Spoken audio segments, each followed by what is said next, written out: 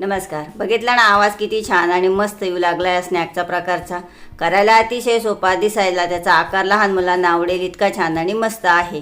2 वाट्या मैदा घेतला, त्यामध्ये 1 चमचा ओवा, 1 चमचा तीळ आणि चवीनुसार मीठ टाकून घेतले. अर्धा चमचा लाल तिखट, चिमूटभर हळद, तेलाचे मोहन टाकून द्यायचे. आता हे सर्व साहित्य छान असं मिक्स करून घ्यायचं. त्यानंतर थोडं थोडं पाणी टाकून घट्टसर गोळा करायचा.